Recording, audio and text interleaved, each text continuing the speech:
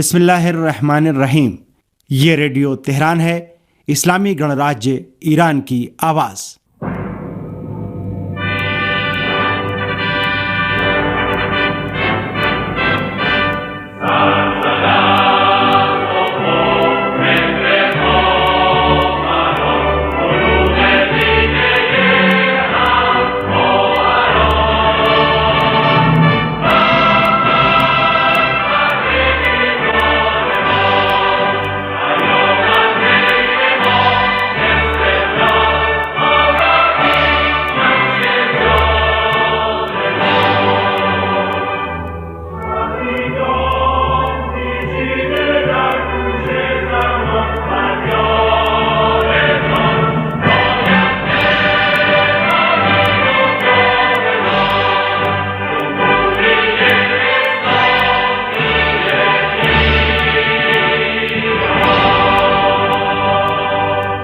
Radio Tehran के सभी श्रोता मित्र जहरा जैदी और साथियों का सलाम स्वीकार करें।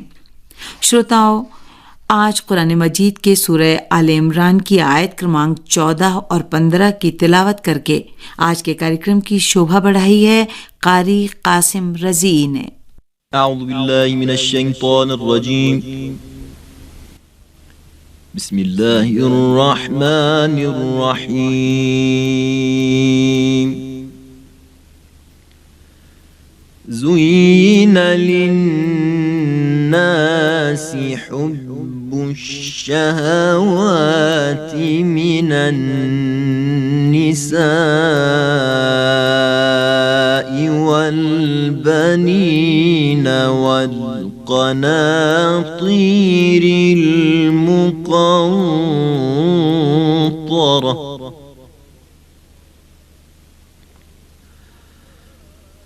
والقناطير المقنطرة من الذهب والفضة والخيل المسومة والأنعام والحرث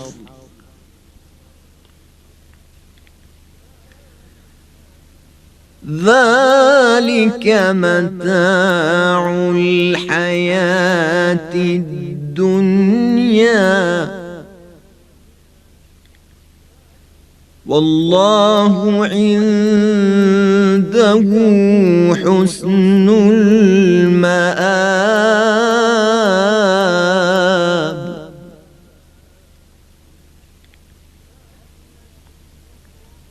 قل أنبئكم بخير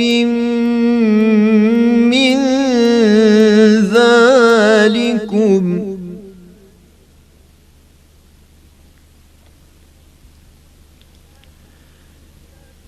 للذين اتقوا عند ربهم جنات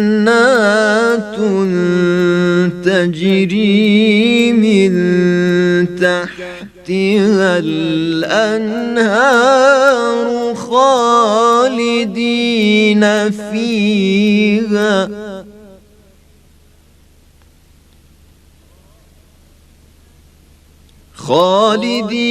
فيها وأزواج مطهرة ورضوان من الله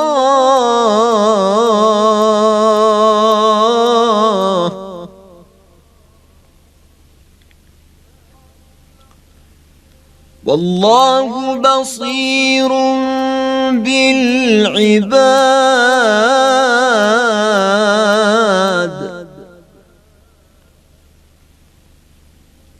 صدق الله العلي العظيم।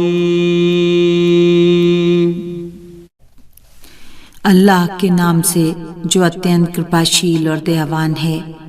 लोगों के लिए पत्नियों, संतानों, सोने चांदी से बटोरे हुए धन, अच्छे घोड़ों, मवेशियों तथा खेतियों से प्रेम को अच्छा दिखाया गया है। ये सब सांसारिक जीवन की नश्वर वस्तुएं हैं और अल्लाह के पास अच्छा प्रतिफल है। हे पैगंबर, कह दीजिए कि मैं तुम्हें इससे अच्छी वस्तुओं की खबर देता हूँ। जो लोग अल्लाह से डरते हैं उनके लिए अल्लाह के पास ऐसे बाग हैं जिनके नीचे से नहरें बहती हैं और वहाँ वे सदैव रहेंगे। उनकी पत्नियां होंगी और अल्लाह की प्रसन्नता होगी और अल्लाह अपने बंदों को देखने वाला है। ये तेहरान है, इस्लामी गणतंत्र ईरान की आवाज़। श्रोताओं, हमारा ये कार्यक्रम आप शॉर्टवेव में 25 मीटर बैंड बराबर 11,860 किलोहर्ट्ज़ पर सुन रहे हैं। हमें आशा है कि हमारा आज का प्रसारण भी आपको अवश्य पसंद आएगा। ताज़ा समाचारों से अवगत होने के लिए हमारी वेबसाइट देखना न भूलें। पता है parstoday.com/hi, जबकि ईमेल एड्रेस है hindi@ws.irib.ir। श्रोताओं, हमारे आज के कार्यक्रम की रूपरेखा नोट कर लें। सदा की भांति आप देश विदेश के समाचार सुनेंगे सबसे पहले। उसके पश्चात राजनीतिक चर्चा का दैनिक कार्यक्रम होगा। उसके पश्चात आप सुनेंगे साप्ताहिक कार्यक्रम फिलिस्तीनी मुद्दा और समाधान, और सभा का अंतिम और साप्ताहिक कार्यक्रम होगा कुरानी किस्से। श्रोताओं, ये तो थी हमारे आज के कार्यक्रम की रूपरेखा, और अब आप कुछ ही क्षणों में रेडियो तेहरान से समाचार सुनेंगे।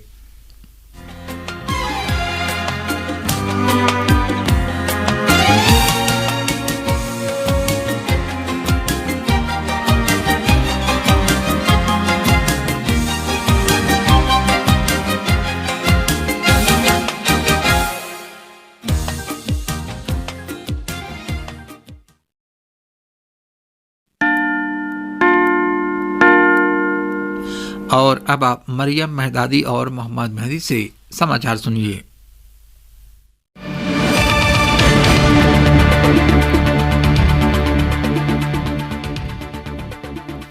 बिस्मिल्लाहिर्रहमानिर्रहीम। सबसे पहले आज के मुख्य समाचारों का सारांश। ईरान ने कहा है कि टकराव का अंत अच्छा नहीं होगा। रूसी राष्ट्रपति ने कहा कि नाटो के विस्तार पर अवश्य प्रतिक्रिया आएगी। अमेरिका ने कहा है कि आंतरिक आतंकवाद का डटकर मुकाबला किया जाएगा। दिल्ली के मुख्यमंत्री ने कहा है कि देश अपने शहीदों का अपमान बर्दाश्त नहीं करेगा। और अब आप विस्तार से समाचार सुनिए। ईरान के विदेश मंत्रालय के प्रवक्ता ने नाटो की कार्रवाइयों और नीतियों की ओर संकेत करते हुए कहा है कि नाटो को जान लेना चाहिए कि टकराव का अंजाम अच्छा नहीं होगा।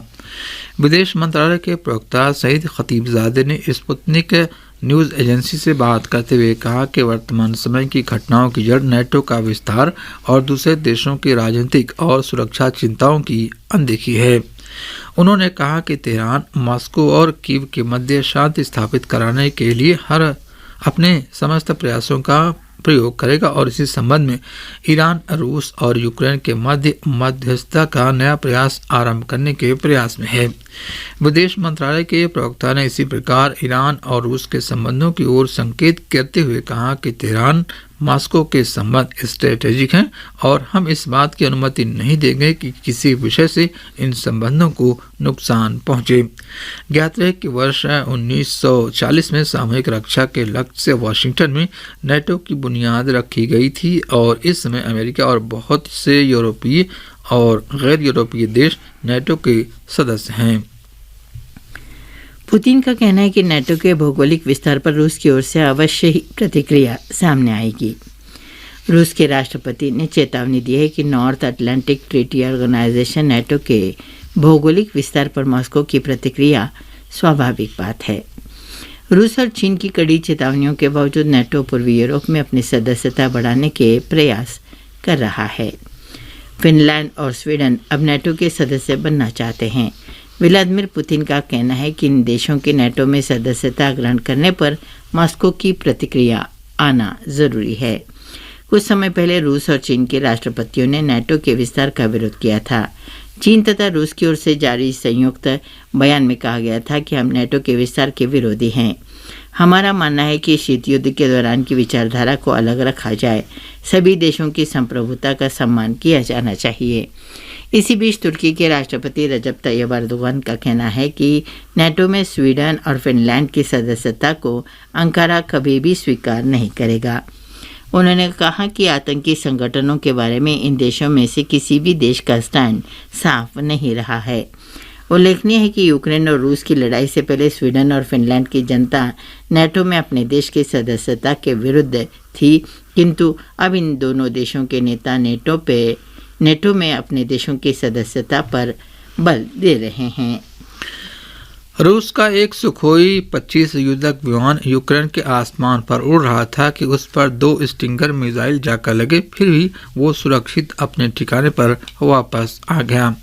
समाचार एजेंसी तास की रिपोर्ट के अनुसार रूस के वरिष्ठ सैनिक अधिकारी ने बताया है कि सोमवार की रात को यूक्रेन में रूस के सुखोई 25 युद्धक विमान के इंजन पर 2 स्टिंगर मिसाइल लगी, परंतु युद्धक विमान नहीं गिरा और वो सुरक्षित अपने ठिकाने पर लौट आया।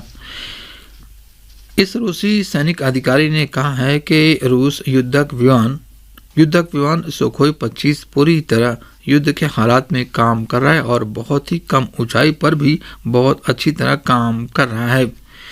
पिछले सप्ताह अमेरिकी विदेश मंत्रालय पेंटागन के एक अधिकारी ने भी दावा किया था कि यूक्रेन में युद्ध के आरंभ से अब तक अमेरिका टैंक विरोधी 5,500 मिसाइल और 1,500 युद्धक विमान विरोधी स्टिंगर मिसाइल यूक्रेनी सैनिकों को दे चुका है। रूस ने चेतावनी दी है कि अमेरिका और यूरोप यूक्रेन की जो सैनिक सहायता कर रहे हैं वो यूक्रेन युद्ध की अधिक लंबा खींचने का कारण बन रहा है और इसके अप्रत्याशित परिणाम निकलेंगे। राष्ट्रसंघ ने चेतावनी दी है कि यूक्रेन युद्ध जारी रहने की स्थिति में 2023 में अनाज के भंडार समाप्त हो सकते हैं। राष्ट्रसंघ का मानना है कि यूक्रेन संकट के कारण विश्व में अनाज के भंडार समाप्त हो जाएंगे। विश्व स्वास्थ्य संगठन के एक अधिकारी के अनुसार यूक्रेन युद्ध के बाद जिस प्रकार से अनाज का संकट आरंभ हुआ है उससे पता चलता है कि यदि ये संकट इसी प्रकार से जारी रहता है तो सन 2023 तक अनाज के भंडार समाप्त हो सकते हैं। उन्होंने कहा कि इस स्थिति में खाद्यान्न संकट सामने आएगा।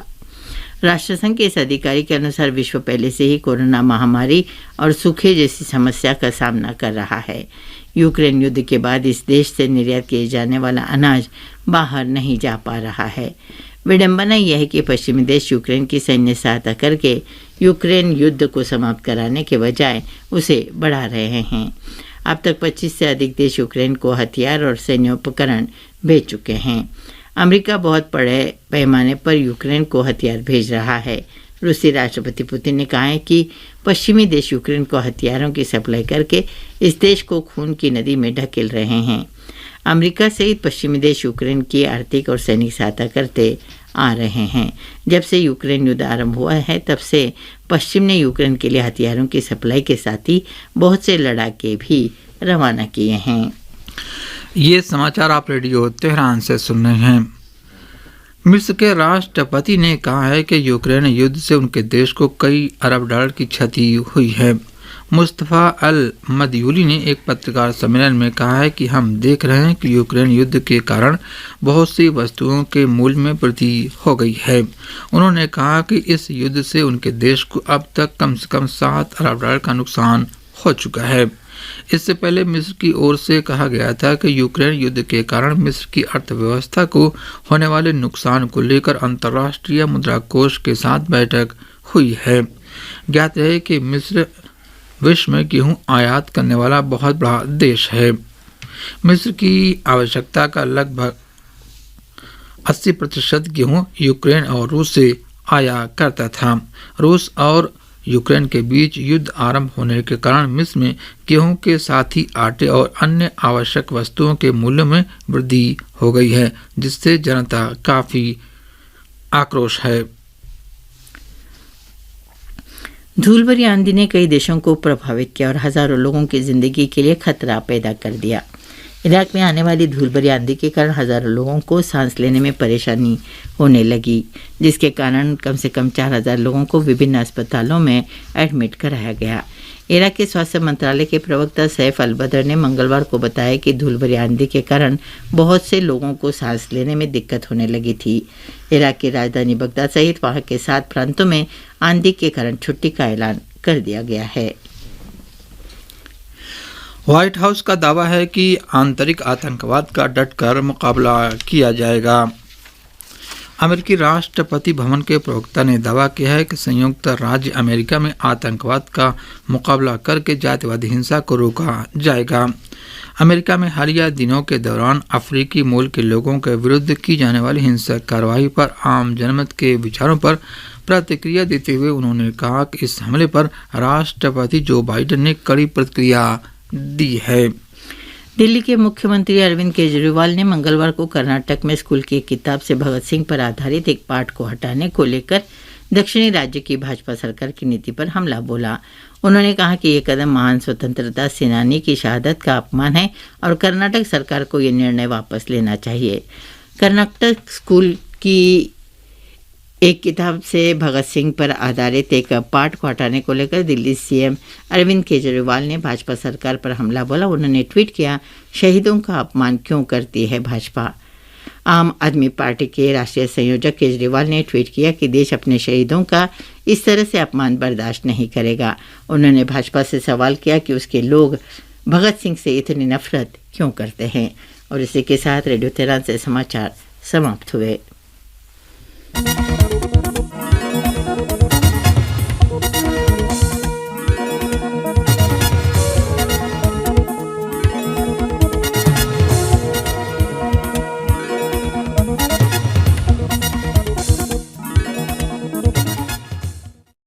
ये तेहरान है, इस्लामी गणतंत्र ईरान की आवाज़।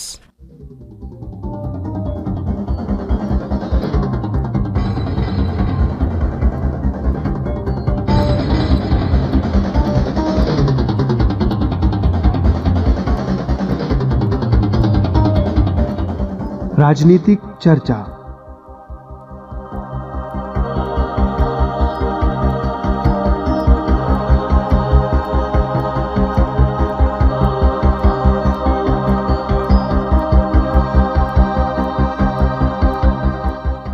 राजनीतिक चर्चा के साथ मैं अख्तर रिजवी आपकी सेवा में उपस्थित हूं। मेरा सलाम स्वीकार कीजिए। हमारी आज की चर्चा के विषय हैं यूक्रेन युद्ध से किसे फायदा हो रहा है, नेटो के विस्तार की आड़ में अमेरिका अपनी सैन्य शक्ति को बढ़ाने का प्रयास कर रहा है, और भारत नियंत्रित जम्मू कश्मीर में कश्मीरी पंडितों के समर्थन में उतरे कश्मीरी नेता। तो सबसे पहले यूक्रेन युद्ध से कौन हो रहा है मालामाल और कौन हो रहा है कंगाल।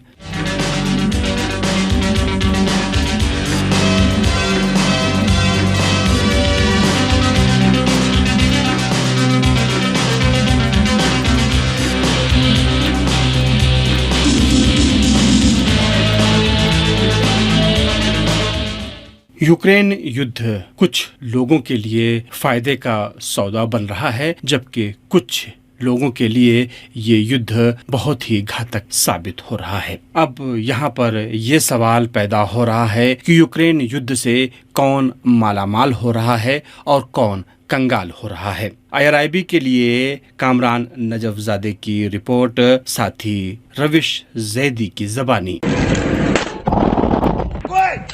युद्ध केवल एक दूसरे पर गोलियां और बम बरसाने का नाम नहीं है। रूस और यूक्रेन के बीच जारी जंग इस समय दुनिया के 50 देशों को बुरी तरह प्रभावित कर रही है। एक और संयुक्त राष्ट्र संघ का कहना है कि यूक्रेन की 30% कृषि भूमि पर युद्ध के कारण खेती नहीं हो पा रही है। वहीं लाखों टन अनाज यूक्रेन की बंदरगाहों पर निर्यात के लिए तैयार हैं, लेकिन वो एक्सपोर्ट नहीं हो पा रहे हैं। दुनिया भर के आर्थिक क्षेत्र की निगरानी करने वाली संस्था की प्रमुख डॉन हॉलैंड इस बारे में कहती हैं, मेरा मानना है कि दुनिया में कहीं भी जब भी युद्ध की स्थिति पैदा होती है, वो कभी भी दुनिया के आर्थिक क्षेत्र के लिए लाभदायक नहीं हो सकती है। Not necessarily beneficial for the global economy as a whole. विशेषकर अगर युद्ध का संकट यूक्रेन जैसे अनाज निर्यातक देश में हो, जो दुनिया में गेहूं, मकई और तेल का महत्वपूर्ण निर्यातक देश है। वहीं सवाल ये उठता है कि रूस की क्या स्थिति है। रिपोर्टों की माने तो रूस के कृषि उत्पादों के निर्यात में वृद्धि हुई है। आटे और गोश्त का वो एक बड़ा उत्पादक देश है, जबकि अनाज की कीमतें रूस में सस्ती हैं। यहाँ तक कि ये भविष्यवाणी की जा रही है कि अगले साल रूस अनाज के उत्पादक में नया रिकॉर्ड स्थापित करेगा। रूस और यूक्रेन दुनिया के 1/3 गेहूं का निर्यात करते हैं। इन दोनों देशों को दुनिया की रोटी की डलिया कहा जाता है। इस बीच संयुक्त राष्ट्र संघ के महासचिव एंटोनियो गुटेरेस का कहना है कि यूक्रेन संकट विश्व अर्थव्यवस्था पर डेमोक्लस की तलवार की तरह है। न्यूयॉर्क स्थित संयुक्त राष्ट्र संघ कार्यालय से IRIB के लिए कामरान नजफजादे की रिपोर्ट। नेटो के विस्तार की आड़ में अमेरिका अपनी शक्ति लगातार बढ़ाने का प्रयास कर रहा है। कई यूरोपीय देशों के नेटो में शामिल होने के बाद ये अटकलें जाहिर की जा रही हैं कि अमेरिका लगातार अपनी सैन्य ताकत बढ़ाने का प्रयास कर रहा है। एक समीक्षा पेश कर रहे हैं हमारे साथी कायम रिजवी। नेटो के विस्तार की आड़ में अमेरिका अपनी सैन्य शक्ति को बढ़ाने के प्रयास कर रहा है। आजकल जब यूक्रेन द्वारा नेटो की सदस्यता के मुद्दे को लेकर एक वैश्विक संकट आरंभ हो चुका है, ब्रिटेन ने विश्वव्यापी नेटो के गठन की बात कह दी है। नेटो के सदस्यों की गैर आधिकारिक बैठक में ब्रिटेन की विदेश मंत्री लिज ट्रस ने कहा है कि नेटो की खुले दरवाजे की नीति को आगे बढ़ाया जाए। उन्होंने कहा कि इस संगठन में फिनलैंड और स्वीडन की सदस्यता से यूरोप में सुरक्षा बहुत मजबूत होगी। ब्रिटेन की विदेश मंत्री के अनुसार इसके बावजूद वर्तमान हालात में हमें बहुत ही सावधान रहने की ज़रूरत है। ब्रिटेन ऐसी स्थिति में नेटो के विस्तार की मांग कर रहा है कि जब रूस और चीन पहले से ही इसका खुलकर विरोध कर चुके हैं। उनका ये मानना है कि इससे विश्व की सुरक्षा कमजोर होगी। सभी की सुरक्षा के लक्ष्य से सन 1940 में वॉशिंगटन DC में नेटो का गठन किया गया था। इसके सदस्य देशों ने ये तय किया था कि नेटो के किसी भी सदस्य पर हमला पूरे संगठन पर हमले के अर्थ में होगा और इसका हम मिलकर मुकाबला करेंगे। वास्तव में नेटो एक प्रकार से अमेरिकी हितों की सुरक्षा के हथकंडे में अब बदल चुका है। नेटो ने अब पूर्वी यूरोप की ओर विस्तार को अपनी रणनीति में शामिल कर लिया है। टीकाकारों के अनुसार इस प्रकार से वो क्षेत्र में अपना प्रभाव अधिक बढ़ाना चाहता है। इसी संदर्भ में पोलैंड, हंगरी और चेक गणराज्य ने नेटो की सदस्यता हासिल की। ये एक वास्तविकता है कि हालिया कुछ दशकों के दौरान नेटो यूरोप और अमेरिका के सैन्य बाजू के रूप में परिवर्तित हो चुका है। वर्तमान समय में वो पश्चिम, विशेषकर अमेरिका की विस्तारवादी नीतियों की पूर्ति के परिप्रेक्ष्य में काम कर रहा है। अब ऐसा लगने लगा है कि केवल पूर्वी यूरोप की ओर नेटो का विस्तार पर्याप्त नहीं रहा है। इसीलिए अब इसके वैश्विक फैलाव के बारे में बातें की जाने लगी हैं। ऐसा लगता है कि नेटो के यूरोपीय सदस्य इस प्रयास में हैं कि अमेरिका के साथ मिलकर रूस के खतरे को बढ़ा चढ़ाकर पेश किया जाए ताकि नेटो के वैश्विक विस्तार की भूमिका प्रशस्त हो सके। नेटो के महासचिव पहले ही ये बात कह चुके हैं कि नॉर्थ अटलांटिक ट्रीटी ऑर्गेनाइजेशन अर्थात नेटो ने कभी भी ये वचन नहीं दिया है कि उसका विस्तार नहीं होगा। वर्तमान परिस्थितियों को देखते हुए ऐसा लगता है कि यूरोप के साथ सहयोग करते हुए अमेरिकी अधिकारियों ने नेटो के वैश्विक विस्तार का फैसला कर ही लिया है। ये वो परियोजना है जिसे पूरा करके विश्व में अमेरिका की सैन्य शक्ति में अभूतपूर्व वृद्धि हो जाएगी। हालांकि ये बात भी उल्लेखनीय है कि क्या विश्व के अन्य देश इस अमेरिकी फार्मूले का समर्थन करेंगे। और अब रुख करते हैं भारत का।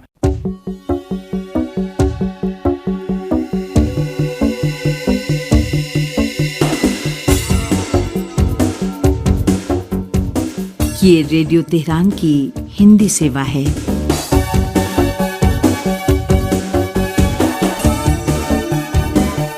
और आप सुन रहे हैं कार्यक्रम राजनैतिक चर्चा। समाचारों से एक कदम आगे बढ़ते हुए घटनाओं की तह तक पहुंचने और विभिन्न आयामों को छूने की कोशिश। कार्यक्रम राजनैतिक चर्चा।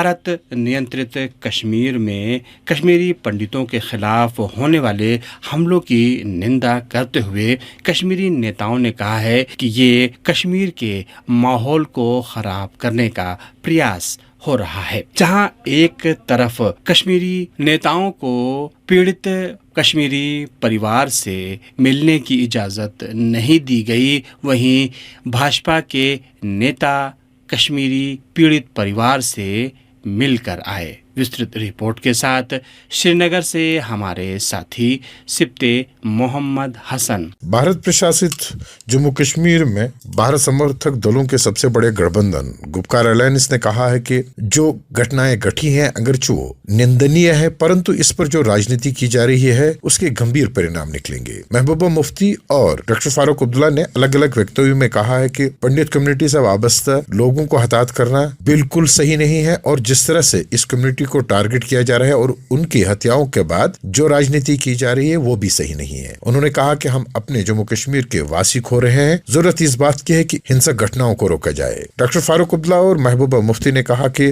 पिछले 3 वर्षों से लगातार ये दावा किया जा रहा है कि जम्मू कश्मीर में स्थिति सामान्य हो गई है, परंतु जमीनी स्तर पर ऐसा कुछ नहीं है। उन्होंने कहा कि जरूरत इस बात की है कि जम्मू कश्मीर के लोगों के दिल जीते जाए और यहाँ पर जो हिंदू मुस्लिम सिख भाईचारा था उसको कायम किया जाए। उन्होंने कहा कि हमने बार बार लोगों से ये विनती की है कि वो अपने भाईचारे को कायम रखें। इस बीच जम्मू कश्मीर प्रशासन ने महबूबा मुफ्ती को दक्षिणी कश्मीर जाने की अनुमति नहीं दी। यहाँ ये बात उल्लेखनीय है कि उन्होंने पंडित कम्युनिटी के साथ एकता प्रदान करने के लिए वहां जाने का एक प्रोग्राम रखा था, परंतु पुलिस ने उन्हें अपने निवास में नजरबंद कर दिया। इस बीच जम्मू कश्मीर बीजेपी के अध्यक्ष रविंदर राणा ने आज दक्षिणी कश्मीर के उस एसपीओ यानी स्पेशल पुलिस ऑफिसर के घर जाकर उनके सगे संबंधियों के साथ एकता प्रदान की, जिसे कथित रूप से अलगाववादी छापामारों ने हताहत किया था। रविंदर राणा ने इस अवसर पर पत्रकारों के साथ वार्ता करते हुए कहा, हमारा हमसाया मुल्क है, ये नहीं चाहता कि कश्मीर के लोग सुख की सांस लें, यहाँ के बच्चे खुशहाली की जिंदगी जिएं। कुछ ऐसे लोग हैं, कुछ ऐसी ताकतें हैं जो चाहते हैं कि कश्मीर में खून ही बहता रहे। वो उन लोगों की ये साजिशें हैं जो अमन के दुश्मन हैं, जो इंसानियत के दुश्मन हैं, जो अमन के और इंसानियत के कातिल हैं। ये उन लोगों की साजिश है। इस बीच जम्मू कश्मीर में हिंसक घटनाओं का क्रम बराबर जारी है। उत्तरी कश्मीर में एक बार फिर भारतीय सुरक्षा बलों ने कहा है कि अज्ञात बंदूकधारियों ने एक व्यक्ति को अपहरण करने के बाद हताहत कर दिया। हत्या के कारण का तुरंत कुछ पता नहीं चल सका, परंतु पुलिस का कहना है कि जो भी हत्याएं हो रही है वो अलगाववादी छापामार इसलिए कर रहे हैं ताकि जम्मू कश्मीर में शांति में बाधा डाली जा सके और यहाँ के शांतिपूर्वक वातावरण को तबाह किया जा सके। प्रशासन ने कहा कि उनके हर डिजाइन को नाकाम बनाया जाएगा। सिप्ते मोहम्मद हसन, रेडियो तेहरान, श्रीनगर। और इसी के साथ राजनीतिक चर्चा का ये कार्यक्रम यहीं पर समाप्त हुआ।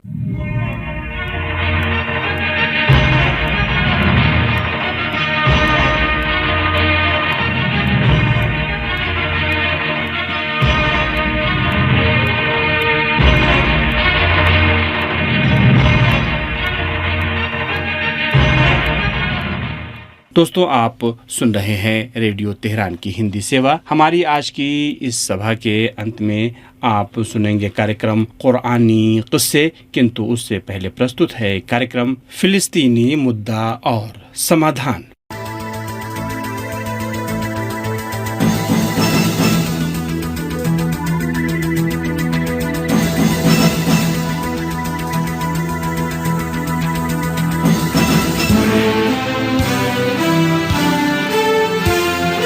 फिलिस्तीनी मुद्दा और समाधान।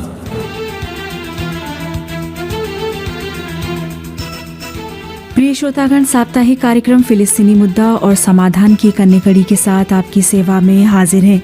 स्वाति और मोहम्मद मेहदी का सलाम स्वीकार करें।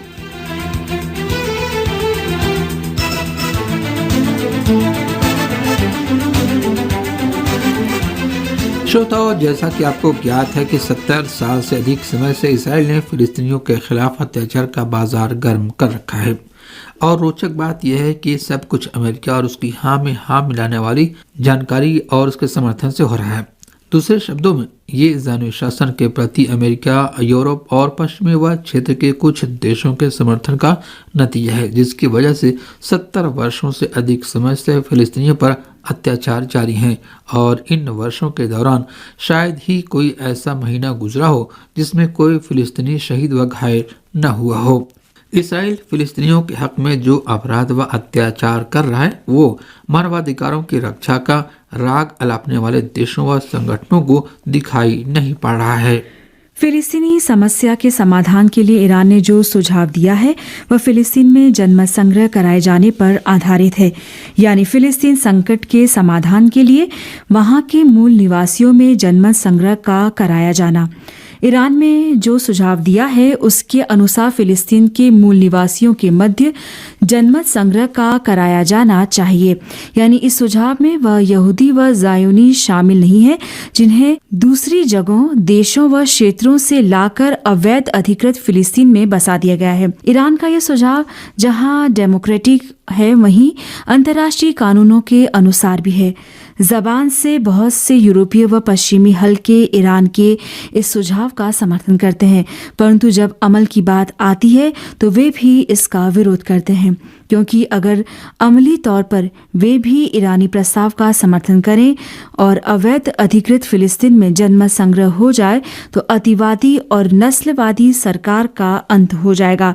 परंतु अमेरिका और जायोनी शासन के समर्थक देश कभी भी फिलिस्तीन में जनमत संग्रह कराए जाने का समर्थन नहीं करेंगे। अभी कुछ साल पहले अमेरिका के पूर्व राष्ट्रपति डोनाल्ड ट्रंप ने फिलिस्तीन समस्या के समाधान के लिए सेंचुरी डील नाम की योजना पेश की है। ये डील फिलिस्तीन समस्या का समाधान नहीं है, बल्कि ये फिलिस्तीनियों को चुप कराने वाली योजना है।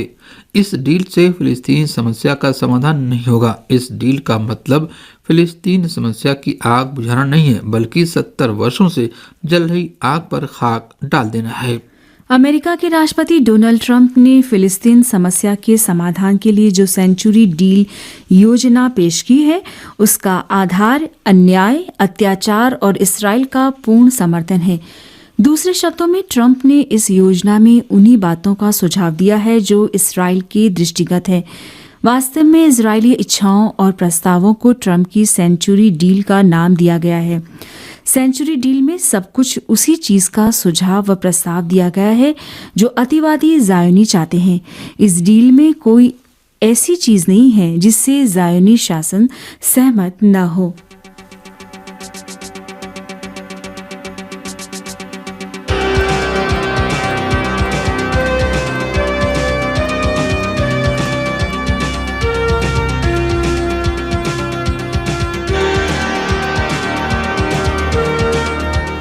इस डील में 22 अनुच्छेद हैं। उसके एक अनुच्छेद में कहा गया है कि जिन फिलिस्तीनियों को इसराइल ने निकाल दिया है उन्हें स्वदेश और अपनी मातृभूमि में वापसी का अधिकार नहीं है। जानी शासन आरंभ से इस बात पर बल देता रहा है कि जिन 40 लाख फिलिस्तीनियों को उसने निकाला है उन्हें दोबारा फिलिस्तीन वापस आने का अधिकार नहीं है। सेंचुरी डील में इससे संबंधित जो प्रस्ताव हैं वो न केवल मानवता के खिलाफ हैं बल्कि अंतर्राष्ट्रीय कानूनों के खिलाफ भी हैं। किसी को भी किसी इंसान को उसकी मातृभूमि से निकालने का अधिकार नहीं है। जो भी ऐसा करता है वो मानवता के खिलाफ काम करता है और साथ ही ये अमल अंतर्राष्ट्रीय कानूनों के खिलाफ भी है। अगर कोई किसी को उसकी मातृभूमि से निकालता है तो ऐसे इंसान की भर्त्सना व निंदा की जानी चाहिए, पर आज तक मानवाधिकारों की रक्षा का दम भरने वाले किसी भी देश, संस्था व संगठन ने अति घृणकारी इसराइल की भर्त्सना नहीं की। जो देश मानवाधिकारों की रक्षा का दम भरते हैं, क्या उनकी चुप्पी इसराइल का समर्थन नहीं है?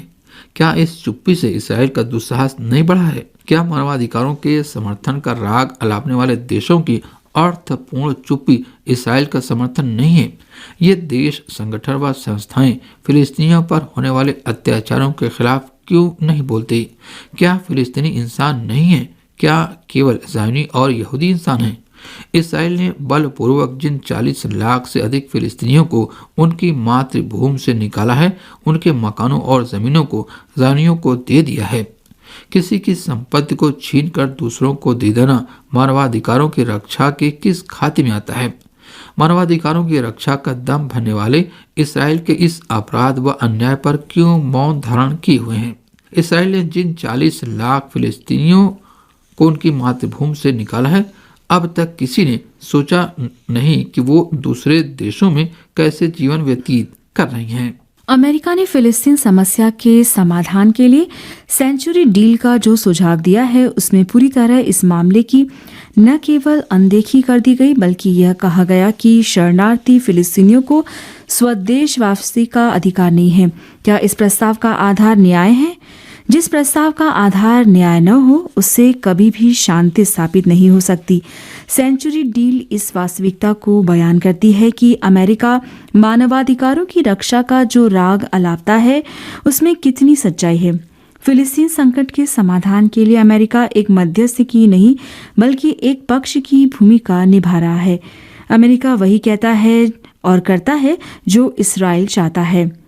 बैतुल मुकद्दस और सीरिया की गोलान हाइट्स के बारे में अमेरिका के पूर्व राष्ट्रपति डोनाल्ड ट्रंप के क्रियाकलापों को इसी परिप्रेक्ष्य में देखा जा सकता है। इजराइल बार बार कहता रहा है कि बैतुल मुकद्दस उसकी राजधानी है। ट्रंप ने अमेरिकी दूतावास को तेल अवीव से कुद्स स्थानांतरित करके इस्राएल की विस्तारवादी नीति में उसकी मदद की।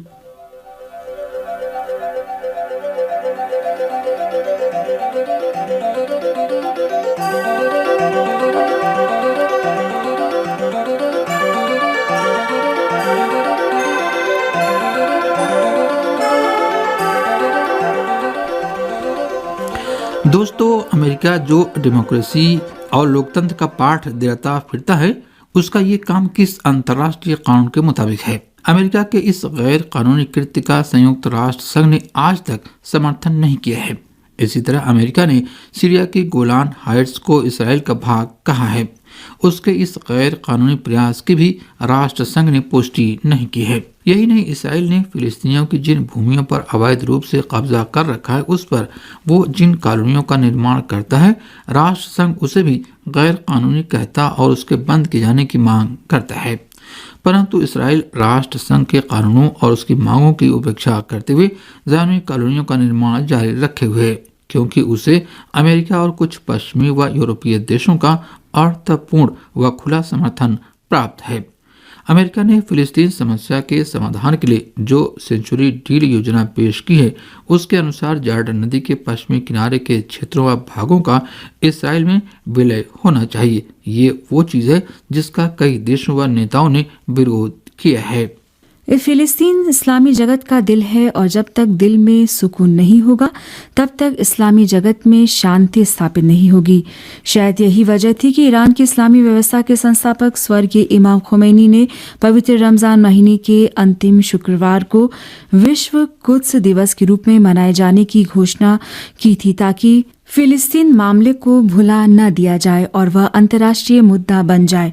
और यही वजह है कि प्रतिवर्ष रमजान महीने के अंतिम शुक्रवार को पूरी दुनिया में फिलिस्तीन और मस्जिदुल अक्सा की आज़ादी के समर्थन में रैलियां निकाली जाती है और इन रैलियों ने न केवल मुसलमान बल्कि गैर मुसलमान भी भाग लेते हैं। गैर मुसलमानों का इन रैलियों में भाग लेना इस बात का सूचक है कि फिलिस्तीन मुसलमानों का नहीं बल्कि मानवता का मुद्दा व मामला है। रोचक बात यह है कि बहुत से यहूदी भी ज़ानी शासन के विरोधी हैं। वे इसराइल की दमनकारी कार्रवाइयों के विरोधी हैं। जो ज़ानी फिलिस्तीनियों का दमन कर रहे हैं वे अपने आप को समस्त इंसानों से श्रेष्ठ समझते हैं, जबकि महान ईश्वर कहता है कि समस्त इंसान बराबर हैं।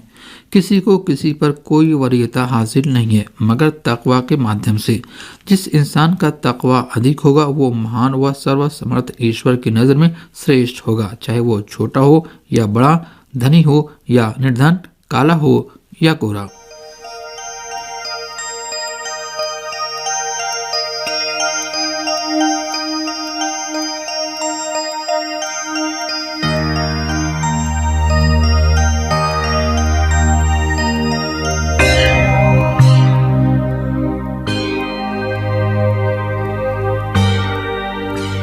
इस्लामी गणतंत्र ईरान ने फिलिस्तीन समस्या के समाधान के लिए जनमत संग्रह कराए जाने पर आधारित जो सुझाव दिया है, कोई भी देश इस सुझाव का विरोध नहीं कर सकता, क्योंकि ईरान ने जो सुझाव दिया है उसके विरोध का अर्थ डेमोक्रेसी के सिद्धांत का विरोध है।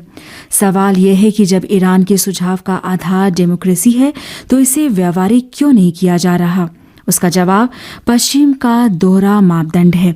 अगर कोई देश अमेरिका और उसकी हाँ में हाँ मिलाने वालों की नीतियों का अनुसरण करता है तो वो वहाँ न मानवाधिकार का हनन होता है और न ही वहाँ डेमोक्रेसी की बात की जाती है।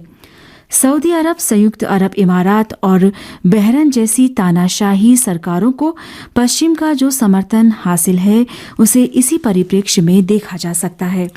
सऊदी अरब में डेमोक्रेसी और लोकतंत्र नाम की कोई चीज नहीं है। सुरक्षा परिषद की अनुमति के बिना 26 मार्च 2015 से यमन की निर्दोष जनता पर उसने हमला आरंभ कर रखा है, जो अब तक जारी है। उसके इन हमलों में दसियों हजार यमनी अपनी जान से हाथ धो चुके हैं। सऊदी अरब के पारंपरिक हमलों में जो यमनी मारे गए हैं उसमें ध्यान योग्य संख्या बच्चों और महिलाओं की है। अमेरिका और पश्चिम मानवाधिकारों की रक्षा का राग आलापते हैं, परंतु यमनी बच्चों और महिलाओं की हत्या पर वे अर्थपूर्ण मौन धारण क्यों किए हुए हैं? क्यों ये देश सऊदी अरब द्वारा महिलाओं और बच्चों की हत्या की भर्त्सना तक नहीं करती? सऊदी अरब ने इसी प्रकार वर्षों से यमन का कड़ा हवाई, जमीनी और समुद्री परिवेष्टन कर रखा है, जिसके कारण यमनी लोगों को विभिन्न प्रकार की समस्याओं का सामना है। इलाज न होने के कारण हजारों यमनी बच्चे और गैर बच्चे मौत के मुंह में जा चुके हैं। दसियों हजार यमनी बेघर हो चुके हैं। दसियों हजार यमनी कुपोषण का शिकार हैं। सारांश ये कि यमन में जो मानव त्रासदी अस्तित्व में आई है उसका जिम्मेदार सऊदी अरब और डेमोक्रेसी का मूल मंत्र सिखाने वाले देश हैं।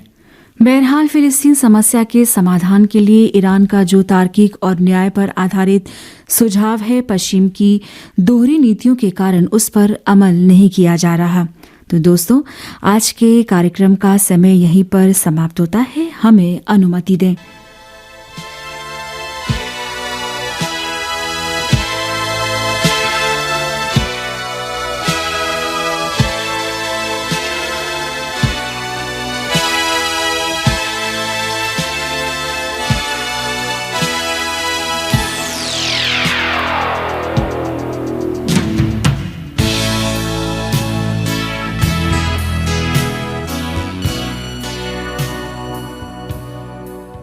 ये रेडियो तेहरान की हिंदी सेवा है।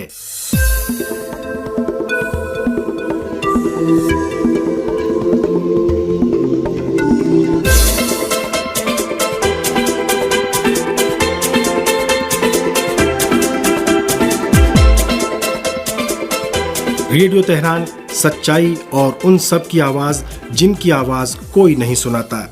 ताज़ा समाचारों और सटीक समीक्षाओं के लिए हमसे जुड़िए और हमेशा जुड़े रहिए।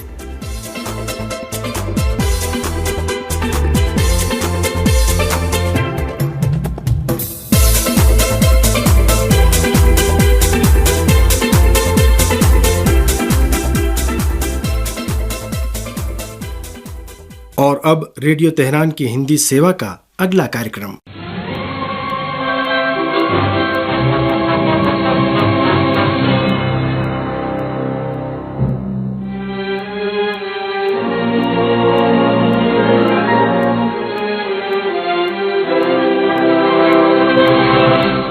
कुरानी किस्से।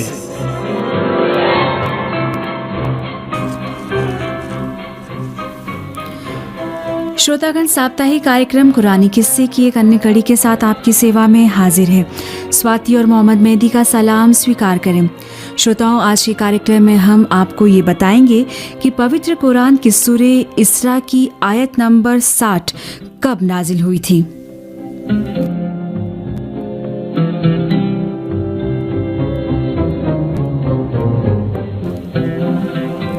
एक रात को पैगंबर इस्लाम ने स्वप्न में देखा कि मिंबर पर बंतर चढ़ उतर रहे हैं। ये सपना देखने के बाद पैगंबर इस्लाम बहुत परेशान हुए कि क्या बात है। उसके बाद महान व सर्वसमर्थ ईश्वर के करीबी फरिश्ते हजरत जिब्राइल नाजिल हुए और पैगंबर इस्लाम ने रात में जो सपना देखा था उसकी व्याख्या उन्होंने इस प्रकार की। बनी उमैया बनी हाशिम पर हावी हो जाएगी और वो आपके मिंबर से ऊपर जाएगी। बनी उमैया शजरे मलूना यानी दुष्ट वंश है। बनी उमैया भी अब्द मनाफ बिन कसा की नस्ल से है। अब्द मनाफ बिन क़सा कुरैश कबीले के प्रतिष्ठित गणमान्य और पवित्र मक्का की जानी मानी हस्ती थे। एक समय था जब काबे की देखभाल उनकी जिम्मेदारी थी। अलबत्ता इस खानदान के बारे में दो रिवायतें हैं। पहली रिवायत के आधार पर हज़रत हाशिम के भाई अब्दुशम्स थे और उमैया अब्दुशम्स का रोमी दास था। जब हज़रत अब्दुशम्स ने अपने रोमी गुलाम के अंदर तेज़ी और चालाकी देखी तो उसे आज़ाद कर दिया और उसे अपना मुंह बोला बेटा कहा। यहाँ तक कि पवित्र नगर मक्का के लोग उसे अब्दुशम्स का बेटा कहते थे। किंतु दूसरी रिवायत के अनुसार उमैया अब्दुशम्स का वास्तविक बेटा था। इस रिवायत के अनुसार हाशिम और अब्दुशम्स दोनों जुड़वा भाई थे और जन्म के समय हज़रत हाशिम की उंगली उनके भाई अब्दुशम्स के माथे से चिपकी हुई थी। मजबूर होकर तलवार की तेज धार से उन दोनों को एक दूसरे से अलग किया गया। इस कार्य से दोनों के शरीर से बहुत अधिक खून जमीन पर बहा। अरबों ने इस दृश्य को देखकर कहा कि दोनों के मध्य बहुत खून खराबा होगा। वास्तव में हुआ भी ऐसा। बनी हाशिम और उमैया की संतान के बीच हमेशा विवाद और लड़ाई रही है। दोनों तरफ से बहुत खून बहा है।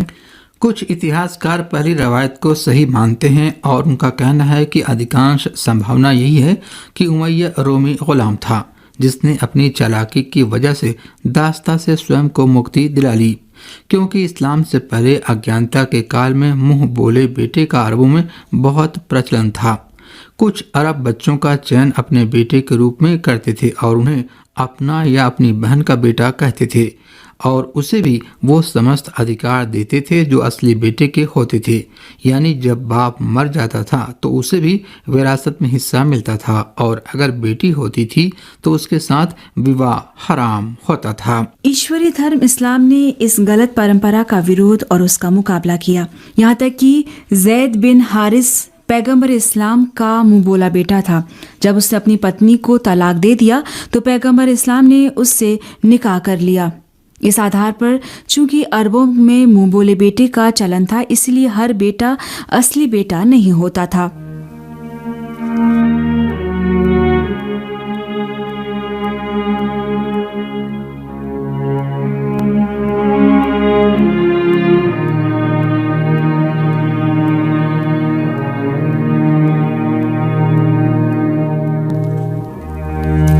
रोचक बात यह है कि वर्षों बाद हजरत अली अलैहिस्सलाम ने मुआविया के पत्र के जवाब में बनी उमैया की वास्तविकता का रहस्य उद्घाटन किया और साथ ही पैगंबर इस्लाम के पवित्र परिजनों की फजीलत बयान करते हुए कहा, तूने जो ये दावा किया है कि हम अब्द मनाफ की संतान हैं, तो हाँ, हम अब्द मनाफ की संतान हैं, मगर तेरा पूर्वज उमैया हमारे पूर्वज हाशिम और अब्दुल मुत्तलिब की भांति नहीं है और तेरा बाप अबू सुफियान हमारे बाप अबू तालिब की तरह नहीं होगा। ईश्वर की राह में पलायन करने वालों का मूल्य व महत्व कभी भी आज़ाद किए गए बंदों की तरह नहीं हो सकता और हलाल ज़्यादा उस तरह नहीं हो सकता जिसके वंश का पता ही न हो।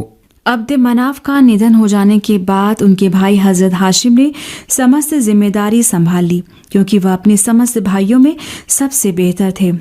जब जिलहिज्जा का महीना आरंभ होता था तो हजरत हाशिम काबे के पास आकर लोगों के लिए भाषण देते और कहते थे कि हे कुरैश के लोगों, महान ईश्वर ने तुम्हें अपने घर के पास स्थान दिया है और हजरत इस्माइल की संतान में तुम्हें यह फजीलत दी है। हे मेरी कौम के लोगों, इस महीने में जो लोग तुम्हारी और उत्सुकता के साथ आ रहे हैं वे महान ईश्वर के मेहमान हैं और उनका आतिथ्य सत्कार तुम्हारी जिम्मेदारी है। दूर से आने वालों में ऐसे बहुत से लोग हैं जिनके पास कुछ भी नहीं है। काबे के घर के स्वामी की कसम, अगर मेरे अंदर ईश्वर के मेहमानों की आवभगत की ताकत होती तो बिल्कुल भी तुमसे सहायता का अनुरोध न करता, परंतु इस समय जो कुछ भी मेरे पास है और उसे हलाल व वैध तरीके से मैंने कमाया है उसे खर्च करूंगा और तुम्हें कसम देता हूँ कि इस घर के सम्मान में और इसके वास्ते कहीं ऐसा ना हो कि कोई वह पैसा खर्च करे जिसे वह अत्याचार व अवैध तरीके से कमाया हो या उसे दिखावे के लिए दे या न चाहते हुए भी उसे खर्च करना पड़े। अगर कोई खुशी से नहीं दे रहा है तो उसे चाहिए कि वह अपना माल खर्च करने से परहेज करे।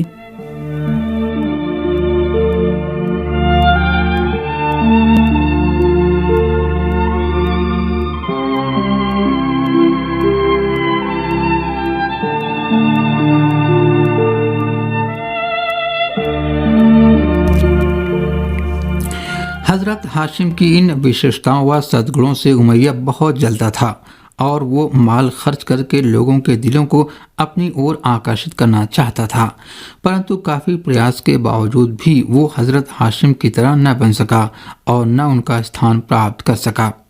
बहरहाल एशिया की ये आग इस बात का कारण बनी कि वो हजरत हाशिम को कष्ट पहुंचाने लगा। हजरत हाशिम की महानता इस बात की राह में बाधा बनी थी कि उनके भाई अब्द मनाफ का मुंह बोला बेटा उमैया उनके स्थान तक नहीं पहुंच पा रहा था। आखिरकार उसमें और हजरत हाशिम में विवाद हो गया और इस बात पर सहमत बनी कि हम में से हर एक खुजा कबीले के उपासकों का पुजारी के पास चले और जिसकी प्रशंसा वो कर देगा वही काबे के दर्शन के लिए आने वाले लोगों का आतिथ्य सत्कार करेगा। ये बात तय हो गई। साथ ही उमैया ने हजरत हाशिम को 2 शर्तें मानने के लिए मजबूर कर दिया।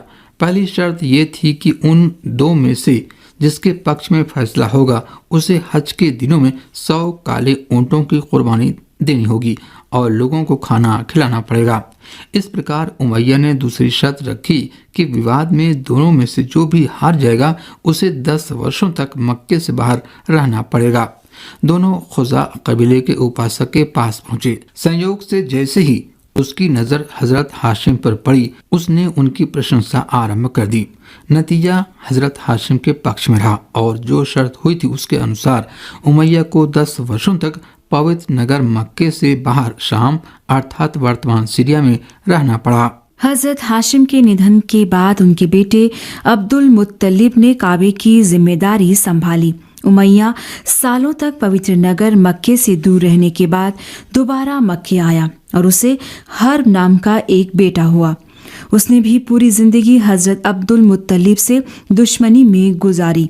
हर्ब बिन उमैया को एक बेटा हुआ जिसका नाम अबू सुफियान रखा गया। जब पैगम्बर इस्लाम ने अपनी पैगम्बरी की घोषणा की तो एक बार फिर बनी हाशिम और बनी उमैया के बीच ईर्ष्या की आग भड़क गई और बनी उमैया पैगम्बर इस्लाम की पैगम्बरी की घोषणा को हजरत हाशिम की श्रेष्ठता व बेहतरी समझने लगा। उस वक्त अबू सुफियान को बनी उमैया कबीले का सरदार समझा जाता था और उसने पैगम्बर इस्लाम के निमंत्रण पर कड़ी आपत्ति जताई। उसने न केवल पैगम्बर इस्लाम के निमंत्रण को स्वीकार नहीं किया बल्कि दूसरों को भी पैगम्बर इस्लाम का निमंत्रण स्वीकार करने से रोका और अपने इस शैतानी कृत्य में किसी प्रकार के संकोच से काम नहीं लिया। उसने हजरत अबू तालिब से कहा कि पैगम्बर इस्लाम को इस्लाम का प्रचार प्रसार करने से रोकें। जब पैगम्बर इस्लाम 3 वर्षों तक शाबे अबी तालिब नामक घाटी में परिवेष्टन की जिंदगी गुजार रहे थे तो उसमें भी बनी उमैया का हाथ था। इसी प्रकार जब मक्के के काफिरों ने पैगम्बर इस्लाम की हत्या करने की योजना बनाई थी तो उसमें भी बनी उमैया शामिल था। ये पैगम्बर इस्लाम के खिलाफ बनी उमैया के प्रयासों के मात्र कुछ नमूने हैं।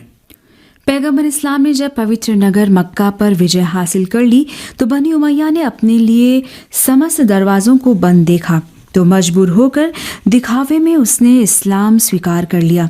बनी उमैया का दिखावटी इस्लाम ही था जिसकी वजह से पैगम्बर इस्लाम ने सपने में देखा था कि मिंबर से बंदर ऊपर नीचे आ जा रहे हैं और मिंबर पर वे खेल रहे हैं और उसने पैगम्बर इस्लाम को कष्ट पहुंचाने में किसी प्रकार के संकोच से काम नहीं लिया। उसने पैगम्बर इस्लाम को इतना कष्ट पहुंचाया कि पैगम्बर इस्लाम कभी आसमान की ओर देखते और सोचते कि कहीं दोबारा मुसलमान अज्ञानता के अंधेरे में न चला जाए। ये वह समय था जब पवित्र कुरान के सूरे इसरा की 60वीं आयत पैगम्बर इस्लाम पर नाजिल हुई।